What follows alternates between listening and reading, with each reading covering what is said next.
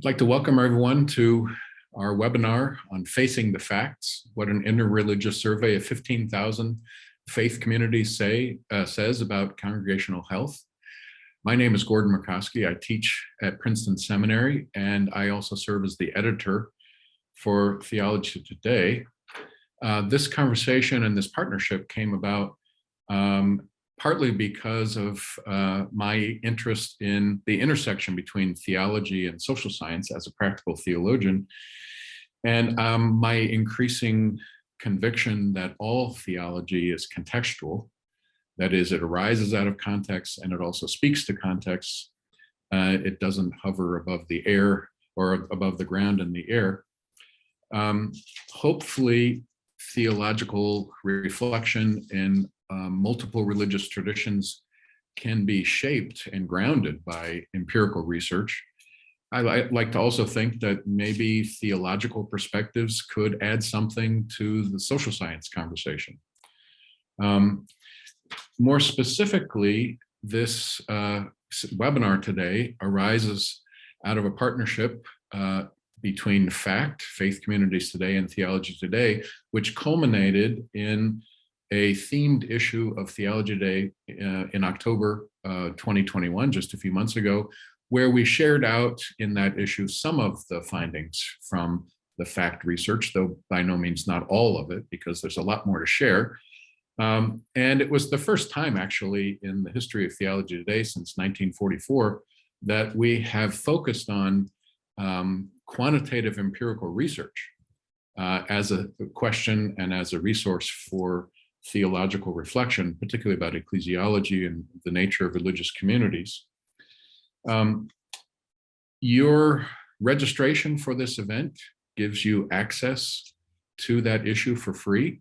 We ask that you not share that around, the link, but it's there, and the articles are of good substance. And there's even a over the back fence conversation between a sociologist of religion and a practical theologian, namely 𝗚ощ𝗿𝗃𝗀𝗃 and yours truly, which I think is a good conversation that we had.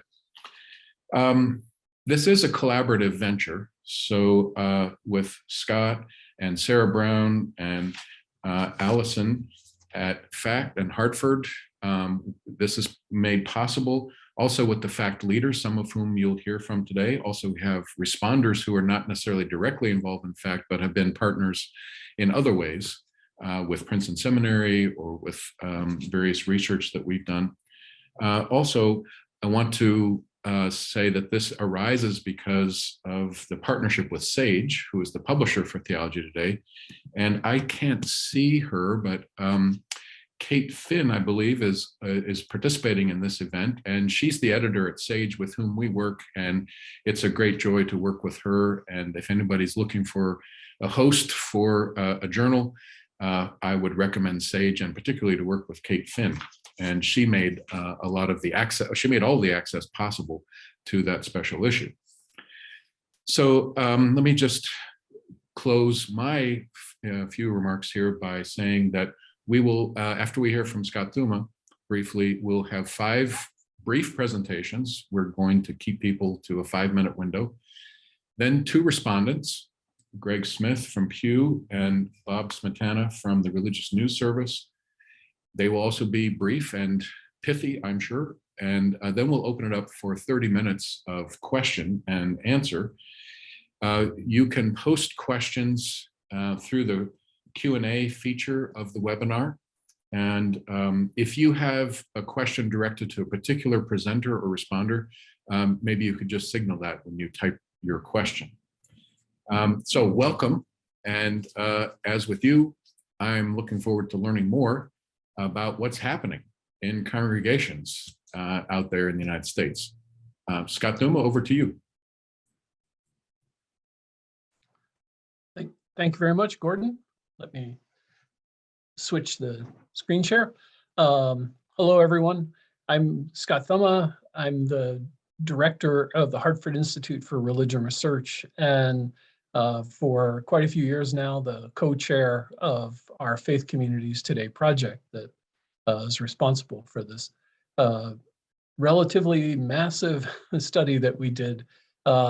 In the beginning of 2020, we started rolling this out, and we got about, well, 3/5 of the survey finished, and then we had COVID and the lockdown, and at that point we rewrote the survey just slightly, encouraging people to think about their responses to come prior to the pandemic. So this is really a look at American congregations of all sorts just prior to the pandemic. So it's a baseline for that. I want to go over just a few findings today, just sketch some of the major findings. Hopefully you've done some of the reading and have followed along with some of this. But what we found at that point in time for over 15,000 congregations was about 2/3 of them didn't have any conflict or not very serious conflict. On average, they were founded in 1950. That was the median founding. About 25% were multiracial. We'll talk about that some more. When you look at the participants, not surprisingly, almost 60% were female, around 40% were college grads. And kind of interesting, the congregation said that about 1/4 of their people were new to the congregation in the last 5 years. So there actually is a good bit of turnover. And then also they said that about 1/3 of their congregation were seniors over the age of 65. When we asked about activities, it was pretty clear that most congregations had a significant amount of activity, especially around age groupings, adults and children. 70% had music programs. And then congregations really do a significant service in creating a kind of social support network, and we all know that. But what we found was that almost 20%, 17% host other congregations in their building. 1/4 host nonprofits, and 20% have various kinds of support groups that they host, as well as lots of other activities. In terms of worship, one of the overviews pictures that we painted, we asked them how well do these various terms describe their worship, well, very well, or other aspects, and we found that 77%, almost around 3/4, found their worship to be, said their worship was thought-provoking, and another 77 said informal. However, only about 1/3 said contemporary, and 24% said that innovative described them well or very well, just prior to the pandemic. I wonder what it would be at this point in time now. We asked a lot of questions about leadership, and some of the findings were that on average, a pastor's age is 57, which over the last 20 years of our faith communities today has actually creeped up ever so slightly. 53% of clergy were solo clergy.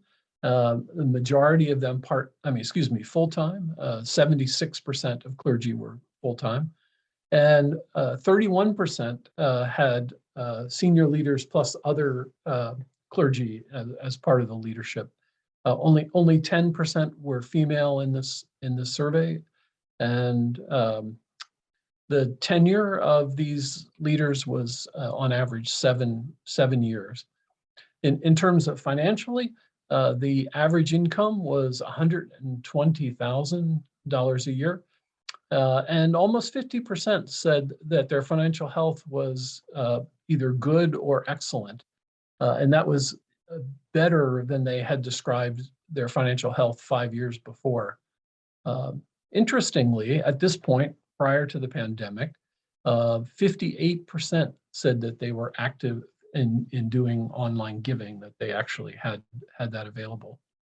So those are some of the brief points of information, but I want to focus now on some of the major findings and trends that we found. As I said, we've been doing this Faith Communities Today survey for 20 years now. And when we began, we found that the median worship attendance was 137. The median is the midway point. So half the congregations were larger and half were smaller. 137.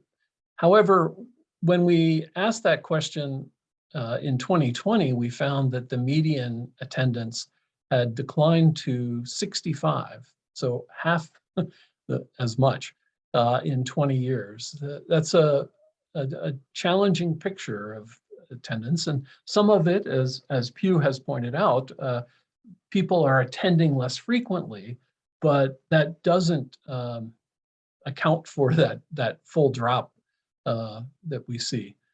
And partly what this also shows is, as you can see in the other graphic, there are a significant number of small congregations in the American religious landscape. But those large number of small congregations have relatively few people in them. And then there are relatively few congregations with the vast majority of people in them.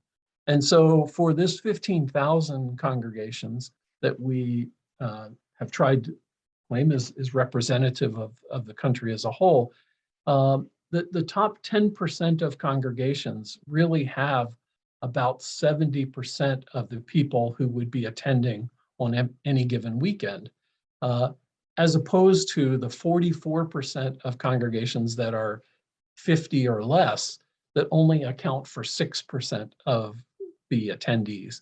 So there's a real, not only are congregations getting smaller, there's a real skew between how many congregations there are and where the people are in those congregations. That's quite an imbalance in many ways, and I think a major challenge for American religious life. So this is a mixed story, though. It's not all one, decline and everything, because if you start to look at it over time, and these are our surveys across the decades, you can see that there has been a decline in the number of congregations that are growing. In 2000, 53% had growth of 5% or more, and now in 2020, only 34%. But at the same time, there are still congregations growing. If you look at the second graphic on this slide, you can see that while indeed nearly 50% or over 50% of congregations were in decline, and some of those, 27% were in kind of significant decline of 25% or more. You also, on the other end of the spectrum, have almost that same number, a quarter, that are growing by 25%. So it's not an either or kind of situation. There are clearly some congregations growing, while others, a good many more, are in some sort of decline. The other point that I think is important to make is, even in that challenging where some congregations are flourishing, but others are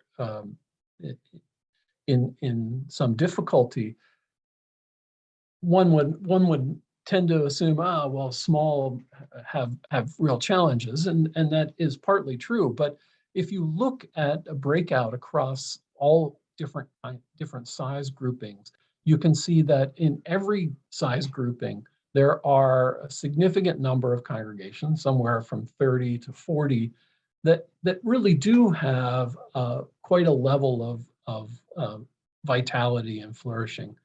It does matter a little bit about size.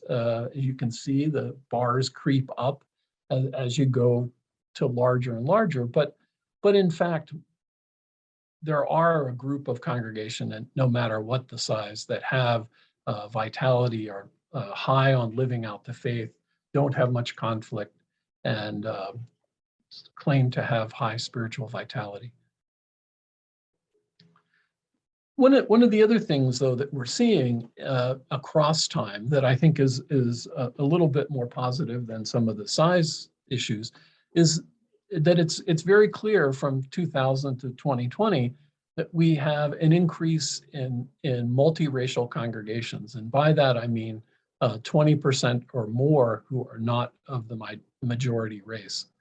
And if you look at those congregations in particular, you can see that there are a number of positive characteristics that go with being a multiracial congregation in that second graphic, or go with being a congregation of another race other than a majority white. So that there are some real benefits to racial diversity as it is. Not too surprising, even prior to the pandemic, technology use by congregations was on the increase. And in fact, we found in 2020 that Facebook had overtaken congregational websites as the platform of choice. But you can also see that streaming of content was actually on the rise from 2015 to 2020, again, prior to the pandemic. And then finally, I want to throw out, I think, some other hopeful signs that we saw, both in the FACT 2020 survey, where we noticed after almost 2 decades of decline in spiritual vitality and congregations saying that they were spiritually vital and alive, we saw an increase over this last survey bit. And then finally, in that second graphic, this data comes from our more recent surveys from this summer and from just 2 months ago, that in fact we are noticing an increase in congregations saying they're willing to change and they're more engaged in community involvement. And so I think there are some positive signs, both coming out of the experience of the pandemic, but also in some of that 30 or 40% of congregations that could be thriving. So that's, I want to thank you for getting this little glimpse, and I will pass it over to Allison now to continue. Greetings, everyone. I'm Allison Norton, Faculty Associate in Migration Studies and Congregational Life at the Hartford Institute for Religion Research at Hartford International University. So we're going to shift gears a little bit here. Scott presented this really helpful overview that gives us this sort of national level view. And what we're going to do now is hear more specifically from 5 researchers from 5 different denominations or faith traditions who are going to take us into that deeper level to explore these findings within their own settings. And we also get the chance to hear from 2 respondents. So I'm just going to very briefly introduce each of them before they do their presentations. And we're going to start off with Dr. Susan Barnett. She is the Director of Research Services of the Presbyterian Church USA. Also, she serves as co-chair for Faith Communities Today, and she's going to be presenting the Presbyterian Church USA findings.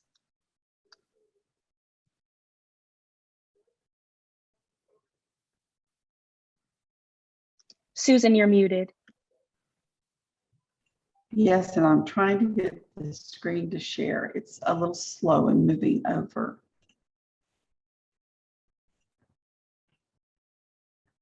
And it did it again.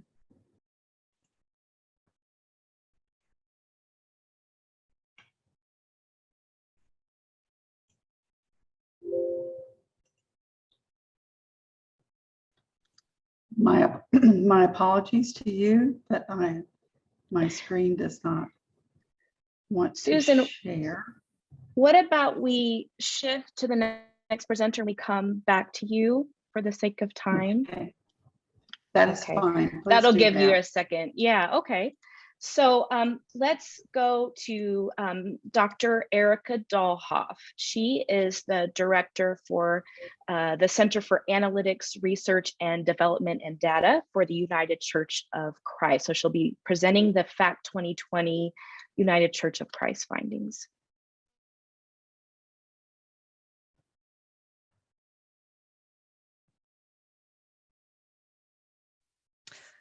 Thank you so much, Allison. And thank you for inviting me to be here today. I'm very excited to be a part of this webinar. So as Allison said, my name is 𝗚𝗚cie𝗁𝗂𝗶, and I am the director of the Center for Analytics, Research and Development and Data at the United Church of Christ. And today I'm going to be giving you a brief overview of some findings from the UCC from the 2020 FACT survey, focusing particularly on the analysis of congregational vitality that was the topic of my Theology Today article.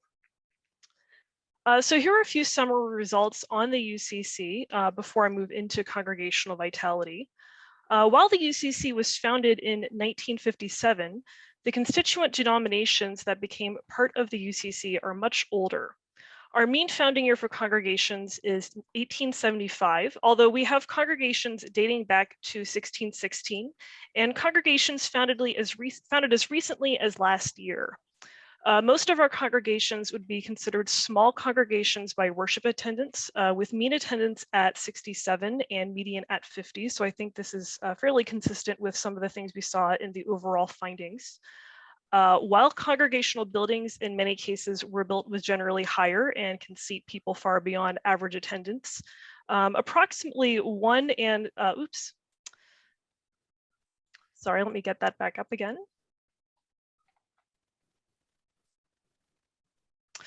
Approximately 1 and 6, apologies. Let me get that back to the correct side. Approximately 1 in 6 congregations actually share their worship space with another congregation. Finally, the UCC is both a denomination of people who are lifelong UCC members and people who are new to the UCC, with congregations estimating on average that just over half of the regularly participating adults are not lifelong UCC members. Now that we've looked at a few UCC basics, I'd like to turn your attention to congregational vitality. Among the challenges of studying congregational vitality is that there are different kinds of vitality, and vitality is not necessarily a straightforward concept to measure. When I was looking at the mission and identity questions from the FACT survey, which I have shown here on the right side of the slide, I was struck that these questions together reflected the different types of congregational vitality that may contribute to an overall sense of congregational vitality, including community vitality, internal relational vitality, organizational vitality, and spiritual vitality. So I tested these survey items through a factor analysis and found that they were loading very heavily onto one item, which suggests that they all contribute to one larger underlying concept. I termed this concept overall congregational vitality, and I turned congregations' responses into a scale. So each of these items was rated from 1 to 5 for how much a congregation agreed with an item. So a congregation could agree from a scale of 1 to 5, say that they feel that they're very spiritually vital and alive. So 1 would be a low level of agreement, 5 would be the highest. And so I combined all of these responses into a scale, and the scale actually had a very high level of internal validity based on their Chromebox alpha. So I used this as my outcome variable in analysis, which is to say, I used it in a regression model to see what factors predicted this overall congregational vitality. And the next step was then to identify these predictors that I could use to look at overall congregational vitality. I chose variables based on what previous studies had found, both broad-based studies of vitality and also studies of vitality within the UCC, and included some variables based on strategies that some congregations have pursued to increase the overall vitality, in particular, trying to increase the proportion of young adults in their congregation and increasing their level of contemporary worship. So when I ran the models, there ended up being about 4 of these variables that had a statistically significant effect on overall congregational vitality. In particular, the level of innovation in worship and the fit between the pastor and the congregation were the most highly significant relationships and also had the largest effect on congregational vitality. In addition, the number of participants in congregations where 10% or more of their participants are people of color was also significantly associated with overall congregational vitality. Notably, a variety of factors that might surprise congregations were not associated with overall congregational vitality. And the list here is at the right, but these include things like the percentage of young adults actually did not have an effect on overall vitality, a level of contemporary worship, as well as the other factors listed here. While I don't have the time today to discuss all of these factors in detail, an important takeaway is that congregations don't necessarily need to be growing or in perfect financial health to be vital. Rather, taking a page from Linda Bobbitt's conceptualization of congregational vitality, a good place for congregations to start might be to consider how a congregation is connecting with each other, with God, and with the world. Thank you so much. Thank you, Erica. Next, we're going to hear from Dr. Mike McMullen. He's professor of sociology at the University of Houston, Clear Lake, and he serves as the lead researcher for the Baha'i faith and will give us that snapshot from FACT 2020 on the Baha'i findings. All right, thank you, Allison. Again, it's great to be here. Thank you very much for inviting me to join with you. Hopefully you can see my screen now. So let me, I'm a professor at the University of Houston, Clear Lake in sociology, but have been working with the Baha'i National Center in Chicago to collect all this data for the last 20 years. For our 2020 survey, we collected data in January and February of 2020.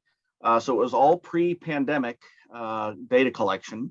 We ended up getting 404 responses out of about 950 that were sent out. So about a 42.5% response rate. And data was collected using email, Qualtrics software, and our data was collected from secretaries of local spiritual assemblies. So the Baha'i faith, there's lots of quirks about the Baha'i faith compared to lots of religious groups. Baha'is are organized in kind of parish-like municipalities where we form local spiritual assemblies, and each local spiritual assembly elects a chair, a vice chair, and a secretary. So it was the secretaries of local communities that got the survey and filled it out. And then we sent out a couple reminders. So what did we find in the 2020 survey? The median age of founding for Baha'i communities was 1971. So they're relatively young communities. In terms of worship, average attendance is about 18. So quite small, much smaller than average churches. Part of that is because Baha'is tend to meet in each other's homes, and very few have actual Baha'i centers or rented or owned places to worship. So we meet in each other's homes. But attendance has been relatively stable. In fact, even going back to the 2000 survey, I think attendance on average was 15 or 16. So we've actually crept up slightly. In terms of worship, again, worship is a little different for Baha'is. We have our 19-day feast is our main worship service. So like it says, it happens every 19 days. The Baha'i calendar has 19 months with 19 days each. And then there's a 4 or 5 day special festival in the year as well. So on the first day of each Baha'i month is when worship is held. And so it could be on a Tuesday, it could be on a Saturday. These are just some of the data we found. 58% said that their feast included recorded music, that described them very well or very well. That's increased over the last 20 years. 32% said they include children reading or performing, either well or very well, describing that community. That's crept up over the last 20 years as well as youth being involved in the 19-day worship service. In terms of participants, about half are female. About almost 40% are college graduates, so it's a well-educated group on average. About almost 30% volunteer regularly, either in the community or outside the Baha'i community. Only about 4% live below poverty. So in addition to being fairly high education levels, they're also fairly high socioeconomic status. Just a couple other things of interest here. When we asked about lifelong members of the Baha'i community, just short of 30%, which shows that still 70% of the Baha'i community are converts, usually first generation converts. If you find second or third generation Baha'is, they're usually Persian. The Baha'i faith originated in Persia or modern day Iran. And so that accounts for about the 30% who are lifelong or second, third generation Baha'is.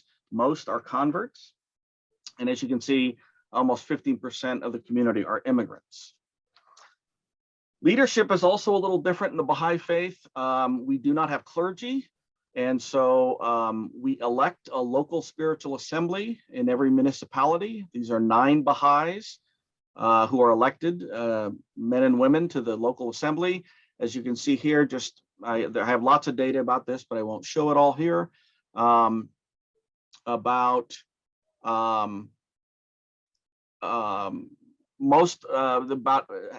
Even between men and women, we tend to be a little bit older. I think I'm getting the sign I'm about done. Is that right, Allison?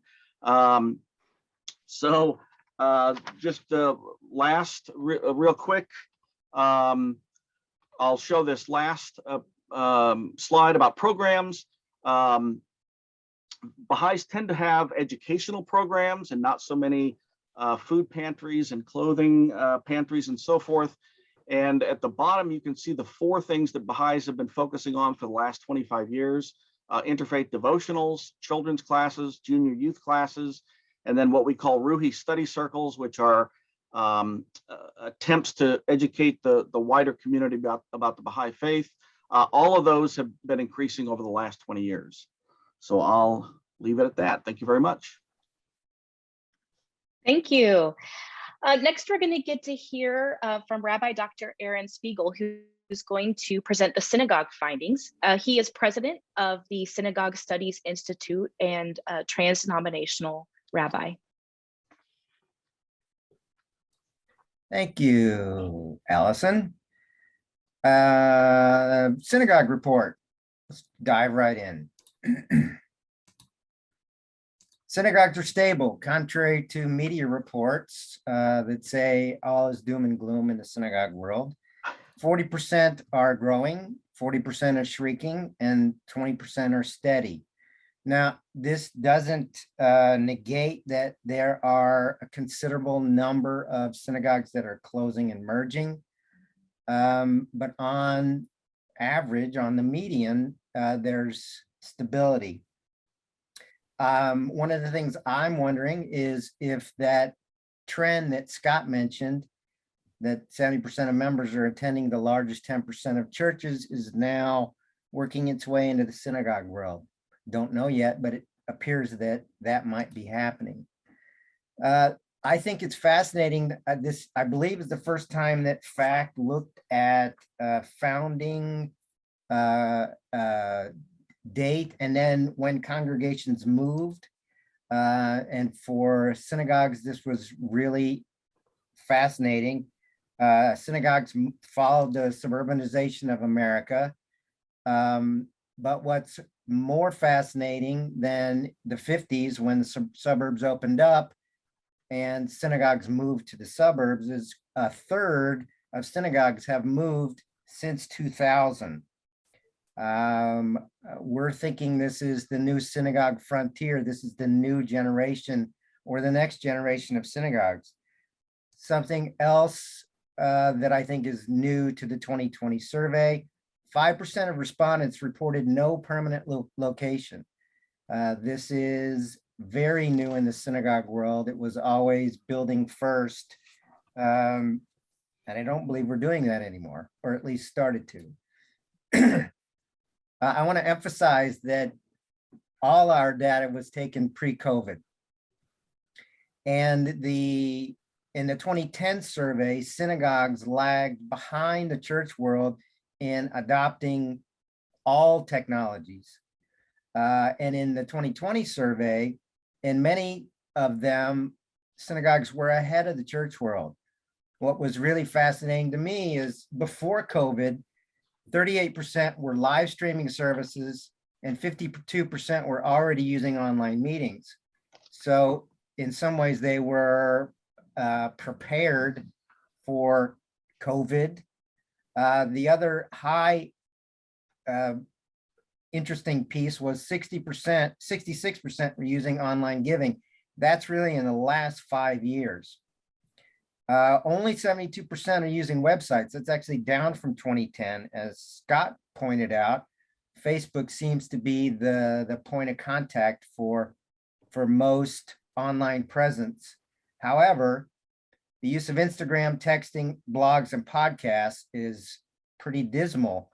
And I'll get to the reason why that's important here shortly. Vitality is a moving target for synagogues. The old benchmark for churches measuring attendance just doesn't work for synagogues.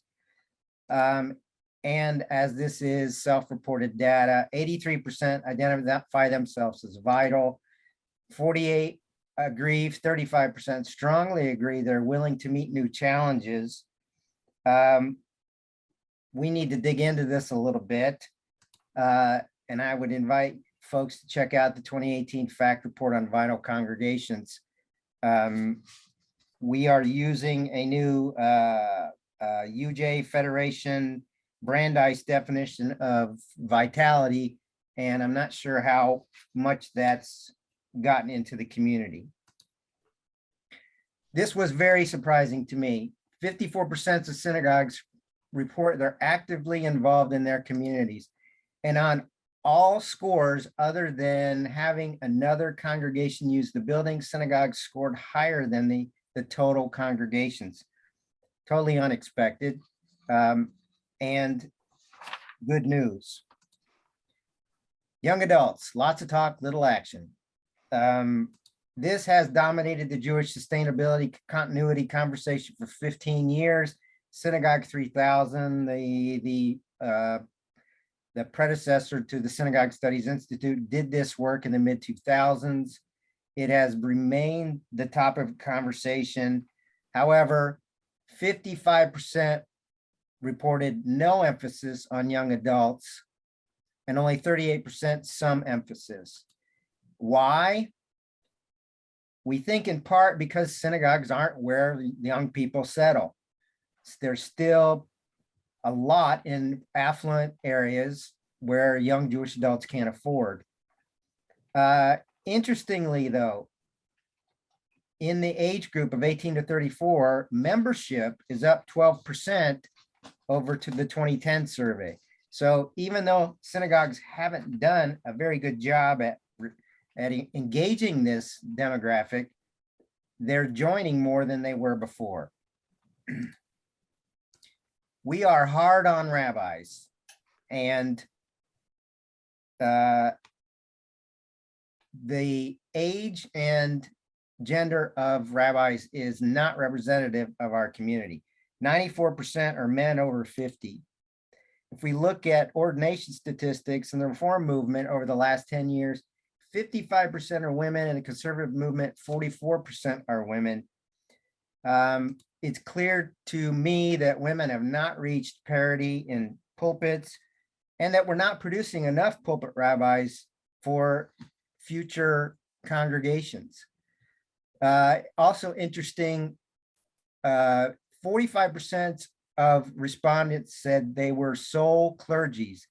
Now, this is lower than churches. However, a small synagogue is 150 families, which is about 400 members. So we have a single clergy person responsible for, in general, a much larger congregation. What does it all mean? Is it good news or bad news? I think it's both. Synagogues, I think, like most congregations, are reflecting a stability that's unique among congregations in the American landscape, and it mirrors the larger religious landscape. Synagogues tend to follow trends, even though they don't always know it. I think, though, that synagogues need to pay more attention to trends that are coming up on research. I particularly think the megachurch multi-site strategy, since a lot of synagogues are really on par with the size of megachurches. And we need to find a better way for small and medium-sized churches to either merge with a larger congregation or merge together. And I'd like to see our movements take the lead in this. We'll see if that happens. Thank you. Next, we're going to get a glimpse into the Catholic findings. We're going to hear from Dr. Jonathan Wiggins. He's the Director of Parish Surveys at the Center for Applied Research in the Apostolate at Georgetown University. Thank you. And let me get it here to the beginning here. All right, very good. Am I seeing the whole screen, or do I need to switch it? You can switch it. Switch it, okay. There we go. Excellent. Okay. Yes. And today I'm going to take a slightly different tact than the other presenters. I'm going to tell an overall story about the Catholic Church in the last 40 years. And the fact data actually helps us tell the stories. And using Charles Dickens' Tale of Two Cities as kind of the backdrop of this. And as you'll see, the devil is in the details for the story of the Catholic Church in the recent decades. And first of all, just want you to notice here that, all right, so the Catholic population has remained about 20 to 25% of the American population. It's grown 40% over the last 40 years, from 1980 to 2019. So it's grown from about 48 million to about 67 million, but the growth has not been evenly distributed. And so in fact, the Northeast and the Midwest used to make up a lot more than it does now. This slide just mostly shows, though, that part of it is immigration, but part of it is also migration within the United States.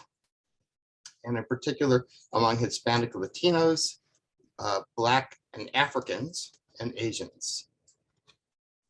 And as you can see here, that first pie chart is 1980, and the second one is 2019. So over those years, the Catholic population moved from being in the Northeast and the Midwest, which together equals 69%, to now where they equal 47%. And at the same time, there's been a lot of growth in the South and in the West. All right, and again, talking about Charles Dickens, for the parish, for the church in the Northeast and the Midwest, it has seemed like Catholicism was dying in some ways. You know, there's a lot of church closures. People moved from the cities into the suburbs. They had a lot more infrastructure than they needed, and it was in the wrong places. It was in the cities rather than in the suburbs. And in the South and the West, the two other census regions, we've had exponential growth and not enough infrastructure. All right, so this is part of what we knew before the fact survey. And this also is something that we knew. So this is a tale of the Steel City. So I'm looking at two of the census regions, and this particular one is the Northeast. And I'm looking at the Diocese of Pittsburgh as an example. So those first three columns of numbers there, you'll see, are from 1980 to 2019. You can see that last column shows the negative, negative, negative. So there's a lot of shrinkage going on in the total Catholic population, parishes and active priests. At the same time, in 2019, you see there's 3,630 to 1 Catholics per active priest. So that has doubled while everything else has gone down. And that's a good snapshot of what's happening in a diocese like that. Looking more widely at the whole Northeast region, though, this is the fact data here.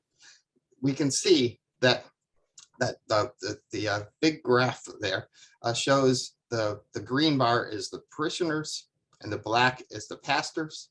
You can see we have more white pastors than our population. And in particular, if you look at Hispanic or Latino and Black, you could see that there's a lot more parishioners of those ethnicities than there are pastors. Another thing that the fact data allowed us to show was if you look over in the left-hand corner, old age dependency ratio, which is basically how many people over 65 per adult that's under 65.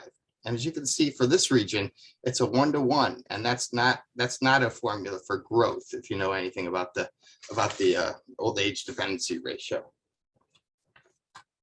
We're going to look at one other diocese, and this one's in the south. So this is one of the places that's growing. This is Atlanta. As you can see, the Catholic population there grew 11-fold, 1,003%. At the same time, the parishes and the active priests grew as well, but they didn't keep up with the percentage of the growth of the population. So if you look at that 2019 number at the bottom there, there's about 8,740 to 1 for Catholics per active priest. So it really is a lot of growth without so much infrastructure as we had in the Northeast. And this is looking at the fact data again. So this is the ethnicity of the parishioners and the pastors. And as you can see, there's more white pastors than there are the others. And there's a particular noticeable Hispanic or Latino. There's a lot more parishioners than pastors, but Black, on the other hand, which includes African, a lot of African immigrants, you can see instead that there's more Black priests than parishioners proportionally. And that old age dependency ratio, remember it was 1-to-1, 1 to 1.1 in the Northeast. Well, here it's 1-to-1, 2.4, which means that it really is a place that there's a lot more growth happening. And so that was just kind of our overall story, is that the Catholic population continues to grow, but it's not uniform, and ethnicity matters. And that most of the growth now is happening in the South and the West regions, and fact data really helped us tell that story. Thank you. Thank you, John. Sure. And the last of these snapshots is going to come from Dr. Susan Barnett. She's going to present the PCUSA findings. And again, she's co-chair of the Faith Communities Today and is director of research. Sorry, I'm having trouble getting rid of mine. USA. That's okay. Is it okay? You guys got rid of it? No, stop. Try okay. Stop sharing one more time. Okay. Stop sharing. Share. Sorry. Okay. Did it happen? It looks like it happened. Yep. Thank you. Thank you, Allison, for helping me with this. It seems like technology issues happen to all of us every now and then. I want to give you a nod to just go ahead and move to the next slide. Nearly 10% of the Presbyterian Church USA congregations participated in this study. And in many respects, they are fairly representative of the congregations within the denomination. PCUSA, if you're not familiar with it, is predominantly a white and an older denomination. Within the new worshiping communities, 1001 and other new church development is where you see much more of the racial ethnic diversity within PCUSA. But those groups were not included in this study as they are not organized congregations. For those congregations that are here, most of them are still located in the same facility where they began. And PCUSA has a lot of roots in the Northeast. So you'll have churches, including their current buildings, that are a couple hundred years old, and some of them a little older. The worship style remains formal, usually with a choir and an organ, and with those numbers are decreasing. Many of the facilities are in need of updating to ADA compliance. They're needing educational and other materials to assist them with both hearing impaired and visually impaired members. And clergy within 𝗚𝗎𝗄𝗎 are highly educated. To be a minister of the Word and Sacrament, one must have a master's. But at this point in time, there are a large number of individuals who serve 𝗚𝗎𝗄𝗎 congregations who are commissioned lay pastors, are also known as commission ruling elders. And these individuals have not completed all the requirements as required for a minister of Word and Sacrament. Most report having a good clergy congregation fit. But as we've kind of watched things going through COVID, and our study fielded just at the beginning of COVID. So we started seeing some changes there and some stress that came in with pastors. There is that emphasis within the congregation on regular worship attendance, but we know that started to change. And within congregations at 𝗚𝗎𝗄𝗎, there were a lot of smaller congregations that just did not have online worship or streaming opportunities. So during that time, they began to share with or merge with other congregations within their presbytery, their mid-governing body, to be able to worship together and still continue along with their Presbyterian faith tradition. Most will tell you that their finances are good and have remained fairly stable over the last 5 years.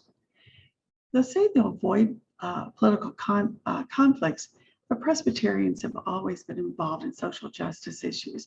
It is one of the main works of the Presbyterian Mission Agency, and you see this in many congregations. There is this overall concern for security within congregations and seeing an increased number of security checks for those that are there.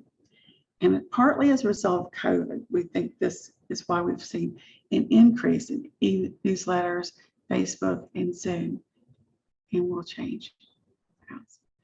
One of the things I wanted to tell you about the differences in the congregations who responded to the survey and those that represent all of 𝗚𝗎𝗄𝗎, the numbers and the way that the data was gathered vary. We use the age groupings as was in the fact survey so that it can be compared with other groups. But within 𝗚𝗎𝗄𝗎, it is a little different. 𝗚𝗎𝗄𝗎 does list individuals by under age 3, 1, 2, 2nd, 1st, 3rd grade, all the way up through high school, and then those others under age 25. And when you look at those numbers, less than 30% of the congregations who report having anyone in that age group, they will show around 13 members who are 13% of their membership being under age 25. Nearly 70% of 𝗚𝗎𝗄𝗎 reports no one in their congregations under the age of 25. As we just move down through those age groups, you see that 𝗚𝗎𝗄𝗎 tends to be older than the fact representation that's actually in this study. And we'll go on.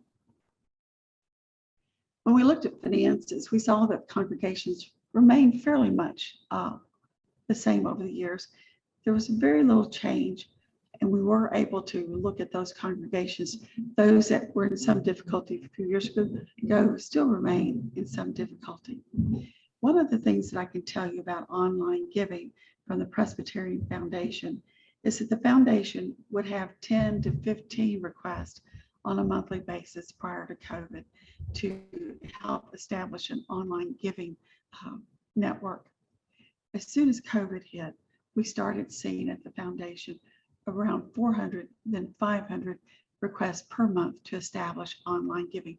There was that concern up front that the life of the church continues during the pandemic, even though we may not be able to be together, and that the finances, the upkeep, the minister's salaries, those other things still need to be supported. And churches were looking for a way to be able to continue that ongoing support. So there's been a great increase in online giving since the beginning of COVID. And we'll go to the next slide. Tell you a little bit more about the leadership. 64% of those in this study are solo pastors. There's no one else on the team to assist them. So, and 15% of them are senior clergy who are sharing responsibilities with multiple congregations. Around 10%, 9% or so report that they do not currently have any clergy leadership within their church. And another 5% or so are led by those individuals that I referenced as commissioned lay pastors, commissioned ruling elders, those that have not met all of the qualifications to be a minister of the word and sacrament. Most of the PCUSA ministers are paid. Many of them are still white, even though there's greater diversity within congregations. We have more Korean ministers who are not able to find positions. We may have other individuals who don't meet what is frequently requested in a pastor to look just like their congregation. So we don't see someone who's always the same coming in. Starting to see some diversity in the leadership that's there. It still remains predominantly male. During this time, we were doing a parallel minister survey of all PCUSA ministers. And the 64% of those who responded in this survey are very similar to those who responded to our PCUSA minister survey. It is challenging for them to take a day off each week. Around 62% do strive to do that. There are those who take a sabbatical, and it's usually a month, some as few as 2 weeks, and others as much as 3 months. So the opportunity to take an extended time of rest and of study is provided by many Presbyterian congregations. Go to the next slide. Technology changed, and this is where I think the data varies a little bit with what was really taking place in the congregations prior to COVID and as COVID began. We saw an uptick in both email communication and gaining access of Wi-Fi into the building. And frequently, individuals were telling me this was because they didn't have it before and they wanted to be able to connect with their congregants during COVID so that they could be able to continue sharing a worship service. Most of the meetings went online as Zoom, which prior to COVID were more in person, and that they're using Facebook as a primary means of sharing their morning worship services. And definitely here we see an increase in the online giving. And we'll go to the next slide. If you have any other questions about the PCUSA data, I'll be glad to answer them. Thank you, Allison, for your help with that. Thank you, Susan. Now we have the great opportunity to hear from two excellent respondents. And so we're going to start off by hearing a response from a Pew Research Center perspective. Dr. Greg Smith is here with us. He is the Associate Director of Research at Pew Research Center. Hi, everybody. It's great to be with you today. Let me begin by just congratulating Scott and the entire FACT team. What a remarkable accomplishment. What a tremendous resource to have 20 years of rich data. And you know, what remarkable timing to have this study done right at the beginning of this terrible pandemic to serve as a baseline moving forward. I can't even imagine what ways religion in the United States will change, and it's great to have this as a baseline. Three very quick reactions. Number one, I really admire this report because, and here I'm thinking of the main summary of the FACT survey. I admire it because it's both clear-eyed and very frank about the challenges and the headwinds that congregations in the United States face, but without being fatalistic. The challenges that congregations face struck me because they're very similar to what we see happening nationally among individuals. Specifically, we know that religious people in the United States make up a declining share of the population. And that's especially true among young people. Generational replacement is a big part of what's driving secularization in the US population. Young people are coming of age with less attachment to religion than their parents and grandparents before them. We see that reflected in these data. At the same time, there's an exception to every rule. And the FACT data make clear that while many congregations are declining in various ways, many are bucking those trends. And that again reminds me of what we see nationally among individuals. Nationally among individuals, while secularization is occurring, it is also important to remember that it's still the case that most people in the United States identify with a religion, primarily Christianity. Secularization is a big part of the story nationally, but it's only part of the story. And I think that comes through loud and clear in these data. Second reaction I have, I was really struck by the findings regarding the increased racial and ethnic diversity within congregations. My background is in political science, and when I saw that finding, my mind went immediately to politics. Of course, race and religion are each key political dividing lines in the United States. The Republican Party, of course, is made up mainly, not entirely, but mainly of white people, many of whom are quite religious. The Democratic Party, in contrast, is a coalition of racial and ethnic minorities, many of whom are also quite religiously observant on the one hand.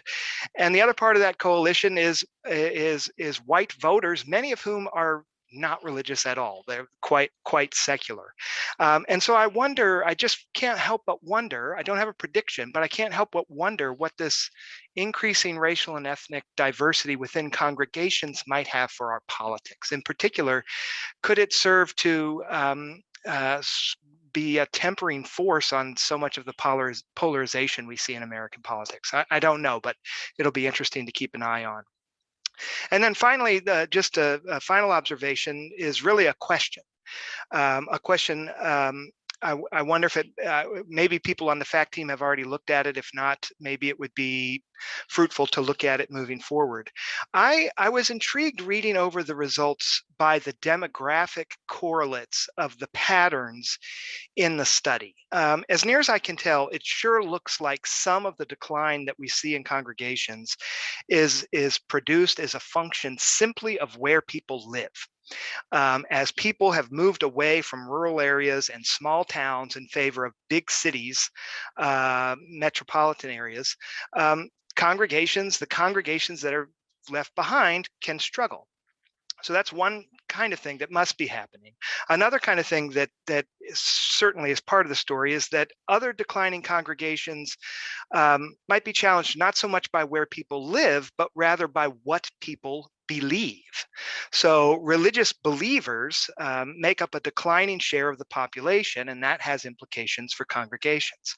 But those strike me as two pretty different situations. Congregations that are facing movements of peoples, as opposed to congregations that are facing changes in the beliefs held by the people in their area. And so that just leads me to the question, I wonder if there's some way in the data to kind of like isolate which congregations are facing which kind of challenge. And undoubtedly, many congregations are facing both kinds. But I wonder if there's a way to sort of quantify what kind of challenges, which of those two kinds of challenge might any given congregation face? And then maybe even more importantly, what does that mean for the potential solutions or responses that are available to those congregations? So it sure looks to me, from what I can see, like the data are in there to kind of disentangle some of that. And so I wondered if that might be a fruitful avenue for exploration. So as I say, congratulations, and thank you again for having me to this session. Thank you for that response and question. We're going to go now to our final respondent. We get to hear a response from the Religion News Service perspective. We have Bob Smetana here, who is national reporter at the Religion News Service. Yeah, thank you so much for having me here. It's been a great session. Again, I want to like Greg, I want to thank Scott for all this work. It's great data for reporters, and it reflects everything we're seeing every day on the beat. And so it's nice to have, and it's actually nice to have this congregational level data and then very large scale data. You can track both kinds of trends.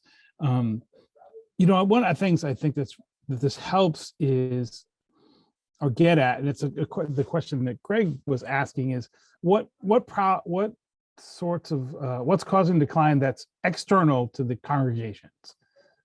Changing birth rates, geography, moving patterns, and what's internal? Because congregations have a hard time finding the right solutions if they don't know what the problem is.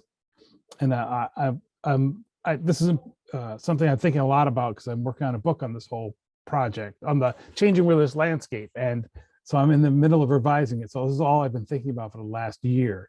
But one of the things that religious groups have is what Josh Packard has called the Hamlet problem, and that they think they're Hamlet. They think they're the star of the show. So when there's decline, they think, oh, this must be a religious problem. And instead, they're a bit player in the ensemble, and the play is moving on without them. And so they have to react to what other things. So it's important for, I think, congregations to understand, oh, what is external, what's internal. I think this data, I'm a little more pessimistic, not pessimistic, but a little maybe more worried than Greg. And as a reporter, I think I worry about the thriving of the religious life in America, in part because, as this study reveals, congregations provide a lot of social network. They provide community for their own people. They provide services in their own area, often small congregations. So I live in a small town in Illinois. The small Episcopal church and 3 other churches provide a food pantry that's drive-in. People could do this. Well, they can do it because they're there in town and people can get to them. If you have more and more people consolidated into bigger and bigger congregations that are far away from people live, you've got to drive to, it limits the number of people that can get to those congregations, and it limits the services, the geographical distribution of religious services. So that's a concern. I think that it's what the data shows is that these churches are small. Most churches are small, important and resilient, but facing these really important challenges. So if we have another 20 years of decline, if the median number of people goes from 65, which is still, you can keep a church or another congregation alive that way. But if the median becomes 35, then you're closer to the abyss. And once they close, as you notice with all these numbers, these are older congregations. Some of them, have been around for 60, 70, sometimes hundreds of years. You can't replace them when they go. You can't replace the new congregations. You can't replace old congregations with new congregations. So that's a concern. But I think it's having this data is to able the religious leaders and congregations to say, oh, wait, we're not unique. We're not a problem. Sometimes a consultant will go to a congregation and say, should we fire our pastor because we're not getting the results we want? And you can't do that unless you know how to judge those results. Is it because the area is declining? Is it because of a number of outside factors, or do you just have a bad pastor? So that I worry about that. I'm really intrigued by the split into mega and sort of mini churches, where all the people are in smaller and smaller number of people. I'm concerned about that because it makes them more fragile at least fragile to leadership failure. If a small congregation clergy person has a meltdown, they might affect 65 people. If a large, someone with 200 or 300 people or 2,000 or 3,000 people has a meltdown, that affects a larger number of people and has a large number of the ripple effect of leadership failure is much larger. I think those are my main things. I will say that it's nice to see data that reflects where you see other places of data. So there are other studies that show this. You see the same patterns in this data in the Small Business Administration loan for the Payroll Protection Project. If you look at the data for religious groups, it reflects these same patterns of money and jobs being congregated in a very, very small number of congregations, only about 7 or 8%, where the vast number of religious groups got very small loans. And in fact, the number of jobs saved in the top 10% and the bottom 90% were the same. So, it's great to have this data. It's also great to see, this data reflects what we see in the field and what other kind of data sources are seeing. Thank you, Bob. So now we get to the good part. We get to have about 8 minutes here of Q&A. So I'll invite you, if you haven't already yet, go ahead and put your question in the Q&A section. You'll see that on the bottom of your screen here on Zoom. Enter your question. If it's directed to a particular presenter, please indicate that. We have had a couple of good questions come in, and I want to start with a couple that are looking mostly at the aggregate data, looking at the big picture. And this question actually corresponds quite well with some of the questions you were raising, Greg. One of our participants here asked about, do you see a relationship between growing congregations and geography? Is this happening in particular parts of the country? Is it happening in sort of urban, suburban, or rural settings? So particularly asking that question from the perspective of where are congregations growing in the US?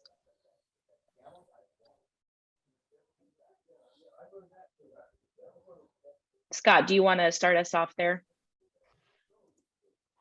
I actually answered that in part in the commentary, but yeah, basically, what we saw in terms of relationship was the places in the country that were growing did in fact have the congregations that were most likely to grow. That is absolutely the case.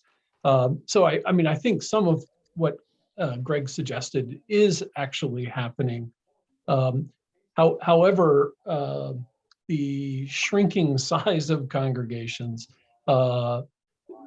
still indicates that there are fewer and fewer people who are actually going to those congregations, and you know, both Pew and Gallup data sort of confirms that. But it is clear that the concentration of people in large cities, those congregations are mushrooming. The Catholic data and other data shows that the larger the city, the larger size of the congregation. So there is some of that dynamic going on. I think another good question that is both asked at the national level and also specifically coming from your presentation, Erica, with the 𝗚CC, has to do with how we're understanding what the difference is between innovative and contemporary when it comes to worship, right? So what is the difference between how we're understanding innovation and contemporary? Thanks, Allison. So I would say that, you know, first of all, when we ask this question, ultimately, this is something that's self-identified by congregations. So what they're answering on is essentially what these terms mean to them. But I think that the way that we are trying to use these terms would suggest that contemporary is really a style of worship. And whereas innovation can really refer to a lot of different types of changes within your worship that you feel is innovative. So for some churches, that might be contemporary worship, but not necessarily. And innovation could mean anything like holding your services online, streaming your services on different platforms, having different types of worship services offered towards different segments of the population, finding new ways to do worship, adding new worship elements. So I really see these as sometimes for some churches, contemporary worship could be an innovation, but not necessarily for every church. And so I think innovation is actually a much wider category, whereas contemporary services would refer to how they would describe their worship practice overall. Scott, do you want to add anything to that? No, I'm good. I think that was excellent. Okay, a couple more questions for the wider group. One of the questions has to do with what you are seeing in your data or your experiences relating to the closure of congregations within your particular setting or denomination. Yeah, this might be pertinent for some of the denominational researchers who are working with some of that data. Mm-hmm. We just got a brief report from the Episcopal Research Office on their closures over the past over the 2020 year. I don't recall what it was, and but maybe some of the other denominational folks might have that information at their fingertips.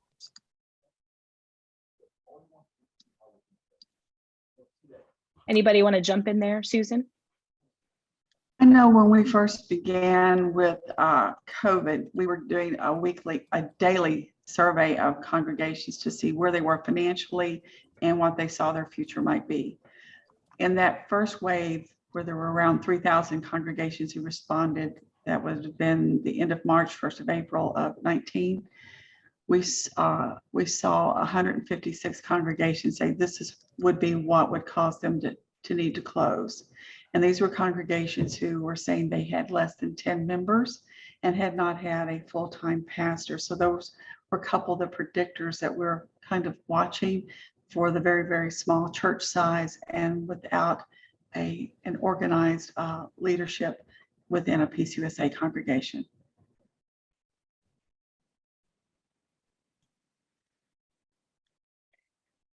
I know that, oh, sorry. I No, know no, that go ahead, Bob. the folks from Lifeway Research did survey. I think they talked about 34 denominations collected data for 2019.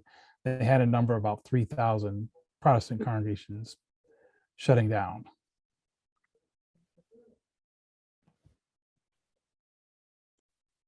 I'll jump Anybody in real else? quick. Oh, I was just going to note that I actually think, especially looking at the impact of COVID on congregations is going to take a number of years. So when we collect our annual data, so right now we're collecting our 2021 data now that it's 2022. Looking at 2020, we actually didn't see any huge shifts in what we would expect for our patterns of closure for congregations, but we're certainly going to keep a really close eye on it this year to see what we're noticing. And some of that is that it often, at least within the 𝗚CC, there can be a delay in reporting when this happens. So it might actually take us a few years to really know the full effects. In addition, these are often very lengthy processes, depending on the congregation. And so I think the next few years are actually going to be really critical in observing some of these patterns, particularly with regards to the pandemic. Mm-hmm. I can add, at least for synagogues, it's definitely a demographic shift. The synagogues that are closing are not sustainable anymore. They can't keep up the building and they can't pay the staff. Mostly because the people left in those congregations are aging and not being replenished or not being having new people come in. This wasn't from fact, but the RCMS data, religion census, shows a fair decline in the number of synagogues.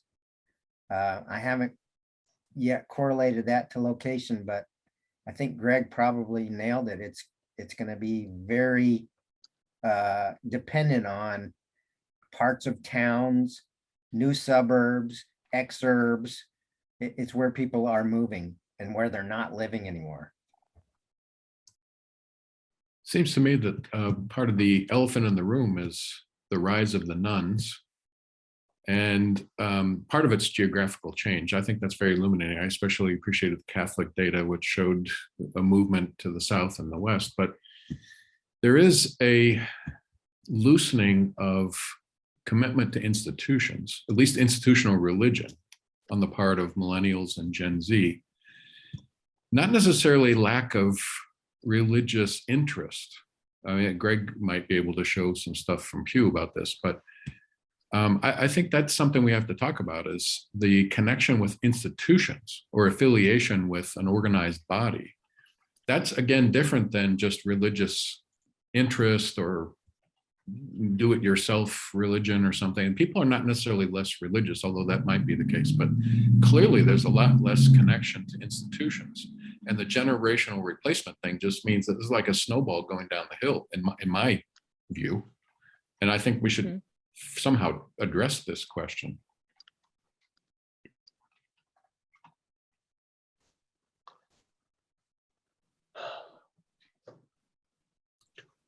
I'll just say as an affirmation, we did a study in 2006, I believe it was, and it was clear that young Jewish adults were very interested in Judaism, but not interested in synagogues or the established Jewish community. They in some ways they're more seekers than boomers or previous generations, but they're not going to come to me to ask those questions out of distrust or whatever that is. And that was years ago. And I know that's continued. Mm-hmm. and among Catholics as well. It's been very interesting because we did a study about young adults, and many of them are involved in religious activities every week, but they're not parish-based, and they're not going to their parishes. They're going someplace else, or they're meeting with a group, but they're not attaching to the parishes. So we're finding the same phenomenon there, definitely. As we finish up our Q&A, we just have about 1 more minute. And I think, what if we sort of flip this question around? Several people have raised a question around what are we learning from those congregations that are growing?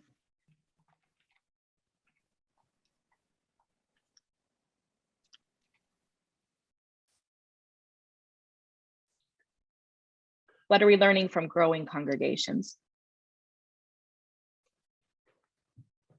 Wait to see if other people jump in here.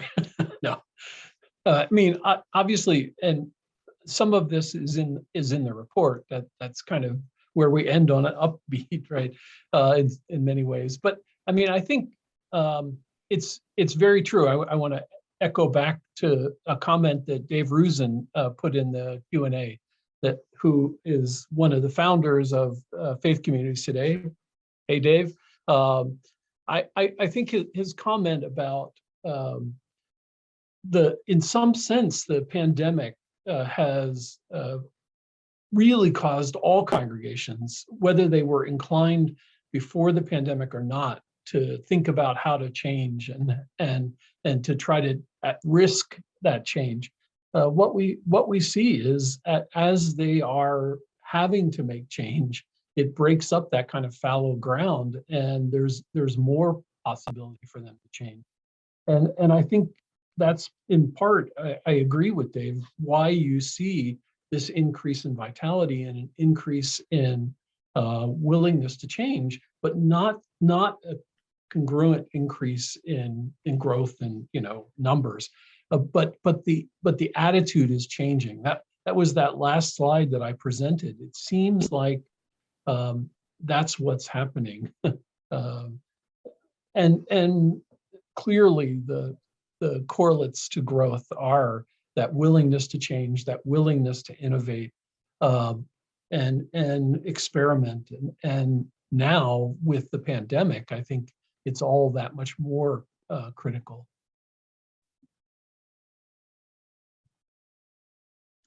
What have others of you seen, and what you're learning from growing congregations?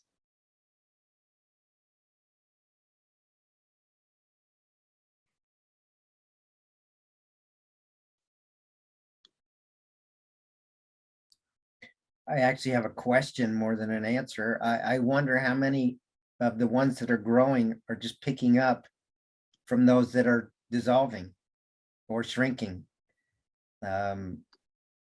Those that are better positioned demographically to pick up the people that are moving there. I don't know the answer yet.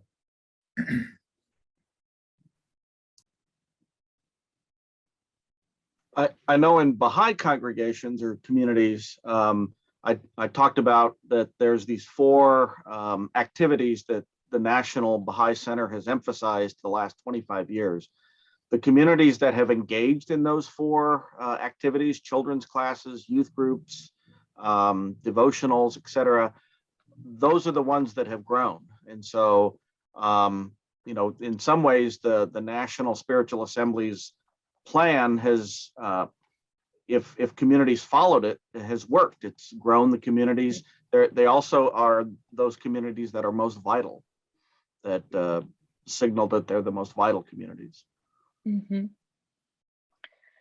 So one final question for us before we have a few concluding remarks. Several of you have also asked about insufficient numbers of ordained clergy. Several of your presentations kind of touched on either a mismatch between the age or the racial ethnic demographics of the clergy versus those who actually participate and attend worship services, and others of you have touched on just insufficient numbers overall of ordained leaders to meet the needs in your settings. What can you talk to us about these trends?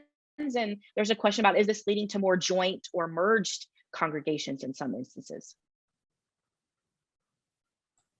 I'm sure I'll jump right in on that.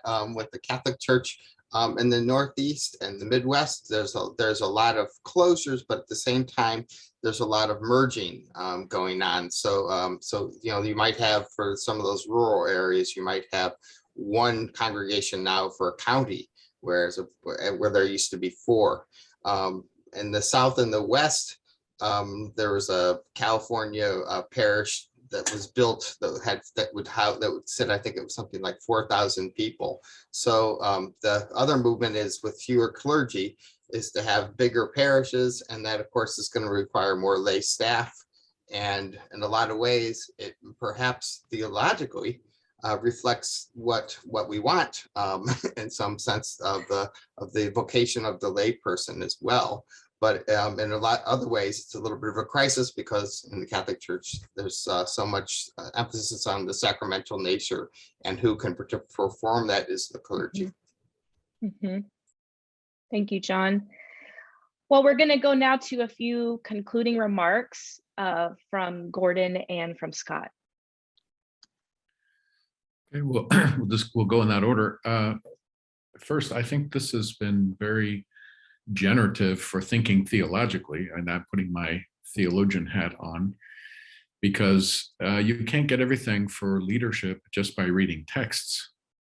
You have to also read contexts, and this is a lot about the changing context.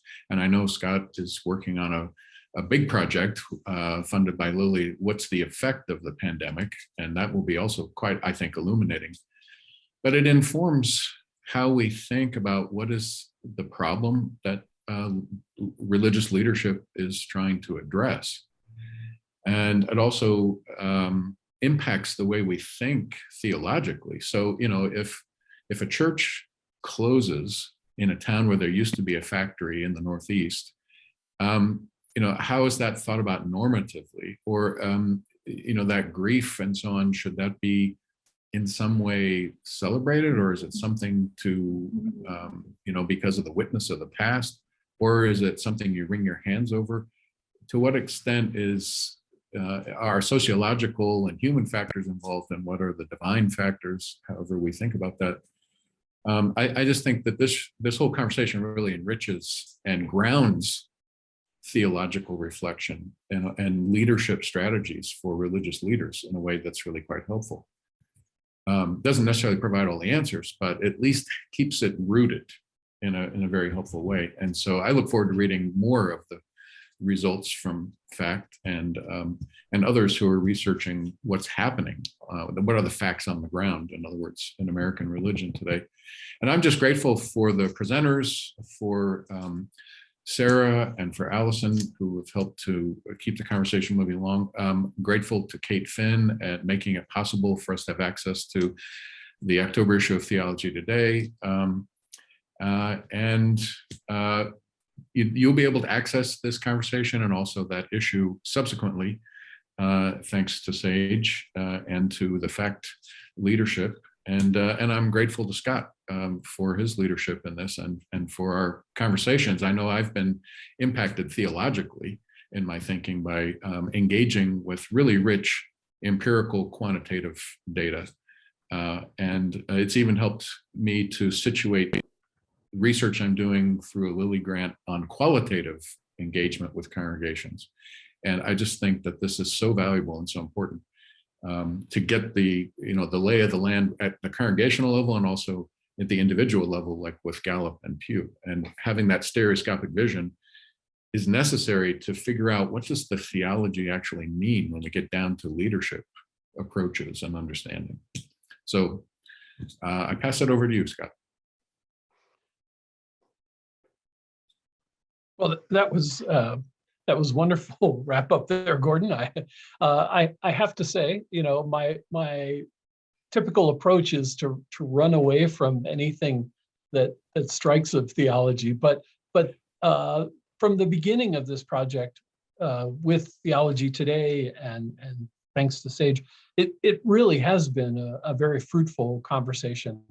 And so thank you too for making that space available to us and to prompt this. And I want to echo thanks to the presenters today, and most certainly to Allison and Sarah, and my co-chair, Susan Barnett, and all of the participants that were a part of this. I mean, it's impossible for us to cover all the material that was in the articles and also in the full report and data. But I think you got a taste of what's there, and we have a lot of resources for you to explore.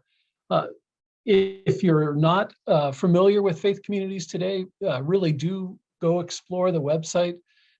Encourage your faith tradition to be a part of the collaborative venture that we have. And then I'd also encourage you to explore our pandemic project that we're working on, 𝗏VIDreligionresearch.org. We will be exploring issues within congregations over the coming 5 years, and we will try to report on those findings as we get them. So throughout the coming months and coming years, there will be multiple reports about what's going on in congregational life, and we would love for you to participate in that. And there's a way that you can volunteer, but also just follow along with what we learn and what we find as we explore this. So thank you all for coming and for participating, and the great questions. Thank you.